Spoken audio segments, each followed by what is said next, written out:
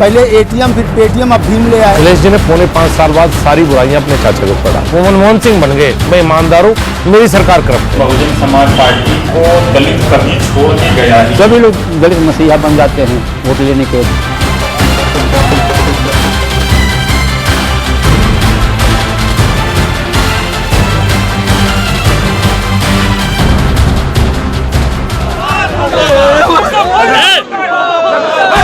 An ugly show of anger when the Bharatiya Janata Party's candidate for the prestigious Ayodhya seat is chosen.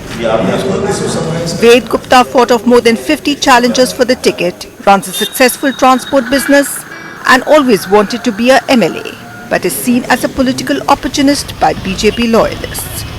He has contested the UP Assembly elections twice, from the Samajwadi Party in 2002 and the Bahujan Samaj Party in 2012, losing both times. 89-90 में माननीय कल्याण सिंह जी ने मुझे Bharatiya Janata party में शामिल कराया था और हम लोग अयोध्या आंदोलन में उस समय लगे हुए थे, रातों दिन जन्मभूमि को लेकर आंदोलन चल रहा था। 91 में मुझे टिकट की आश्वासन मिला था और मैंने नामांकन किया था, लेकिन उसके बाद में फिर वापस लेकर माननीय लल्लू सिंह जी यहाँ से उनको टिकट मिला और उन्होंने चुनाव लड़ा। 2002 में कुछ विशेष परिस्थितियों में मुझे जाना पड़ा। मैंने 2002 में अयोध्या विधानसभा से समाजवादी पार्टी से चुनाव लड़ा था और मैं तीसरे नंबर पर था उस समय भी।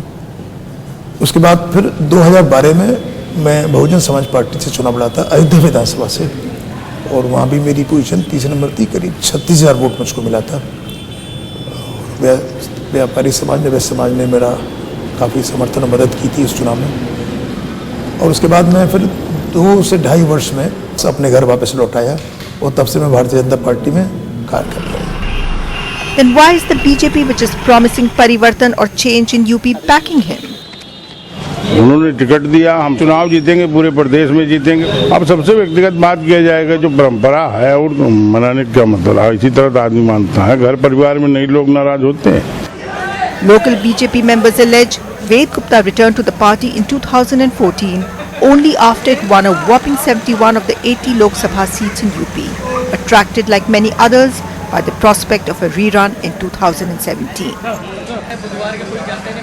देखिए, जो पहले चुनाव होता था उस समय भारतीय जनता पार्टी संघर्ष की स्थिति में थी। तो जब संघर्ष की स्थिति थी तो प्रत्याशी जाहिर सी बात है कम रहे होंगे। आज पार्टी पूरे देश में हमारी सरकार है और प्रदेश में हमारी सरकार बनने जा रही है, ऐसा संदेश है, ऐसा लोगों को विश्वास है।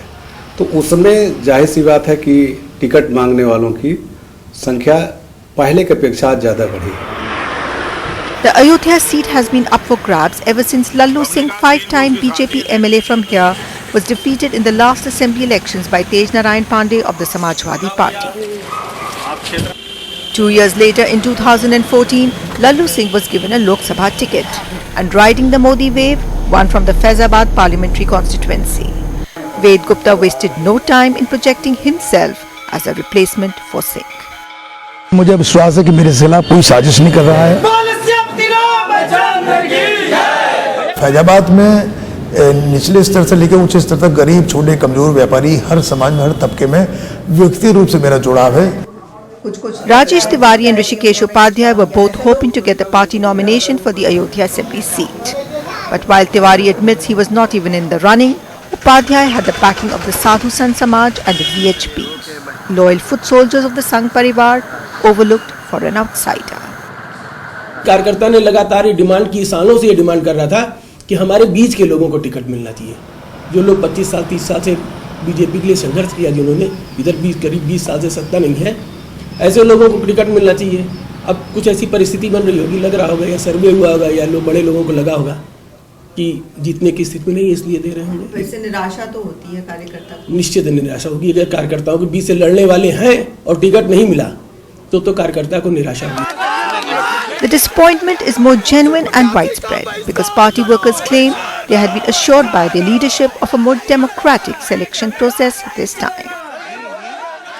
पहले पार्टी में यही सिस्टम था कि जो स्ट्रांग लोग होते थे उनका पार्टी ऊपर से ही काम तय करती थी, लेकिन इस बार थोड़ा सा परिवर्तन उन्होंने किया।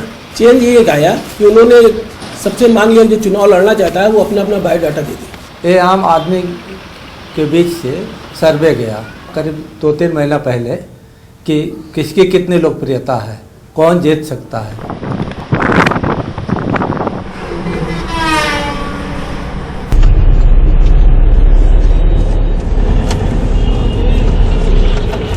At the BJP office in Kanpur, the party's city president Surendra Mehtani and ticket aspirant from the Kidwai Nagar seat puts on a brave face after being rejected for this man.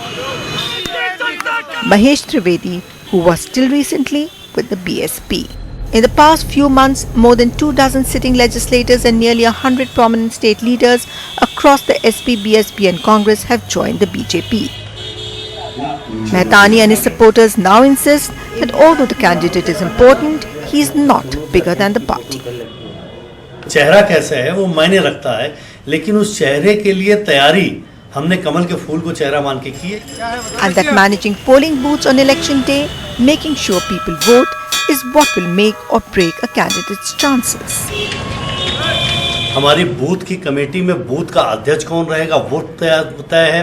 वहाँ booth पर हमारे कौन उपाध्यक्ष, महामंत्री और secretary रहेंगे वो तय है. और उनके साथ 21 लोगों की कौन कमेटी है, ये कमेटियाँ हमारी बने हुए लगभग मुझे लगता है कि 2-2.5 महीना पहले हो गई. हमने बूथ के अध्यक्षों के सम्मेलन भी पूरे कर लिए हैं. मतलब पूरी संरचना, पूरी प्रत्याशी तो मुझे लगता है कि एक फॉर्मेलिटी है. But the real reason behind the BJP's open door policy for turncoats, many believe, is that it did not have strong candidates for almost 150 seats. Today, winning is the only thing that matters to the party, admits Salil Vishnoi, 3-time MLA from the Generalganj and Aryanagar Assembly constituencies in Kanpur, now fighting his 4th election.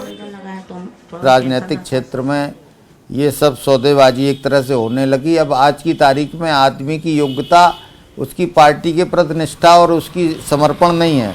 आज की तारीख में योग्यता ये है कि आप चुनाव जीत सकते हैं या नहीं जीत सकते हैं.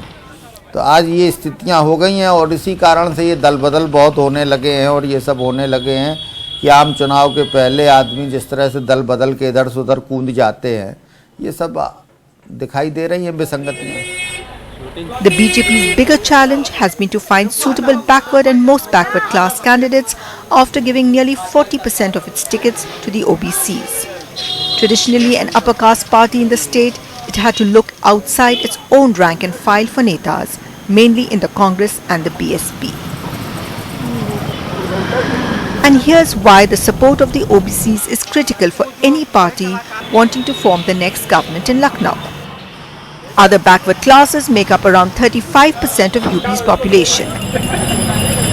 18% from the backward classes and about 17% from the most backward classes. Of the BCs, the Yadavs at 10% are the largest group, followed by Kurmis, Lodes and Jats. While the MBCs are divided into several subcategories, including the Nishads, Prajapatis and Sunars. In a triangular election, the winning party will need around 35 to 40% of the total votes, possible only if more than 2 dominant castes or communities support it. The backward caste vote has traditionally been a floating vote, and while it does go to the SP has become largely a Yadav party, and they need to work very hard to be able to get non-Yadav backward caste votes. The upper castes are very small in number, so the BJP has over a long period of time been trying to get the backward as well as the Dalits, that is the non-Jatav particularly, votes. For Mayawati also it is crucial. Dalit and Muslim vote alone will not get her a majority. So the backward caste vote is going to be extremely important.